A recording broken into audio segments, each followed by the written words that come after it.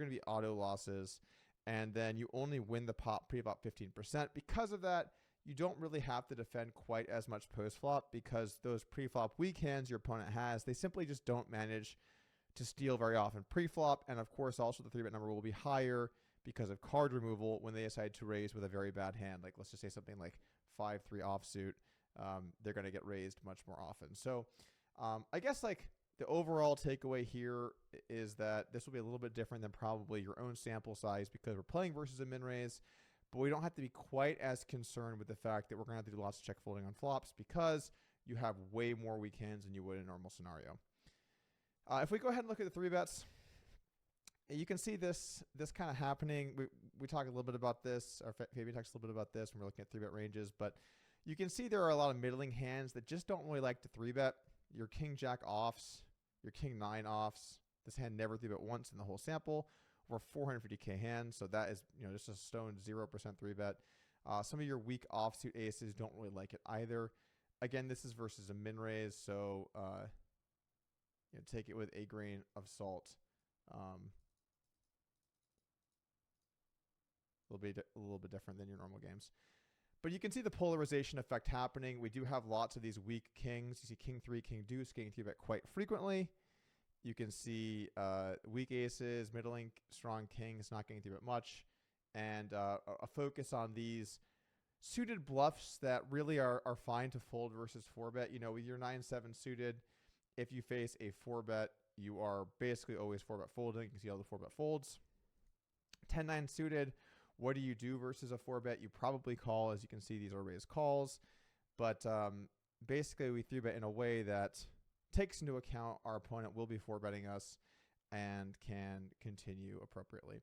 So we don't have to dive too much into the pre-flop stuff, guys. I mean, look, like you have all the ranges in there, so you can definitely check out the way that it played versus all this stuff. I'm just kind of highlighting some interesting points. Calling 3-bet might surprise people to see a lot of ace-king in here.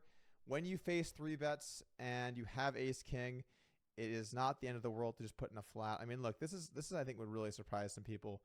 We're looking at a very small 3-bet here from Slumbot, only 6 big blinds, and just flatting ace-king. So certainly some interesting stuff at play. Even kings, like once in a blue moon, gets in there for the flat. I think probably the more surprising thing, queens and jacks becoming flats quite often versus 3-bet. Very surprising to people. But again, it's the value of 4-bet versus the value of flat, right? We don't just look at, does 4-bet make money with queens? Of course it does. But it's how much money do we make with queens as a flat versus 3-bet versus how much money do we make as a 4-bet? And those values are actually a little bit closer than you would imagine. And thus, there is a mix happening with lots of calling preflop. If we look at our 4-betting range here, a lot more merging towards the top. Hands like ace, queen, ace, jack falling into this 4-betting range. Ace, queen, when I first saw the ranges having ace, queen as a 4-bet, the pit of my stomach dropped out a little bit, and I thought to myself, oh my God, we're going to 4-bet and then just have stuff happen. And the answer is, unfortunately, yeah, you're going to have to 4-bet and have stuff happen, which is not fun. Look at some hands here. 3x 3-bet, 3x 4-bet, 5-bet to 30-er stack. Just taking a quick flop with ace queen. I can say, if you're playing versus people and not bots, do you want to make some exploit folds in these spots? I really don't know. I imagine ace queen is on the verge either way there, and we can see it does fold in this example. So certainly close. I imagine ace jack is more in the fold territory here. Yep, you can see ace jack is folding. And yeah, I guess the main takeaway here, ace king, ace queen, ace jack, all going to be quite frequent in that 4-bet range.